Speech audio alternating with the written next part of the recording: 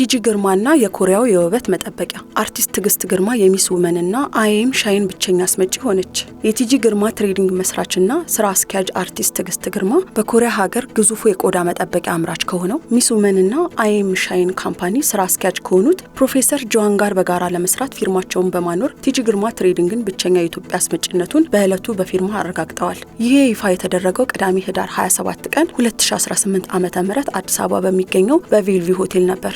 አርቲስት ትግስት ግርማም ቲጂ ግርማ ትሬዲንግ የአዲስ ምዕራፍ ማብሰሪያ ልዩ ድርጅታዊ የድል ቀናችን ናት በማለት ደስታዋን የገለጸች ሲሆን ከኮሪያ በመጡት ፕሮፌሰር በተለያዩ የቆዳ አይነቶች ተግባራዊ መደረጉን በተነገረበት በዚህ መርሃ ግብር በቆዳ ሕክምና ባለሙያዎች የውበት መጠበቂያ ብቻ ሳይሆን የቆዳ ምግብ በመባል የተገለጹ የቆዳ የጤና መጠበቂያዎችን ከናጠቃቀሙ ገለጻ ተሰጥቷል።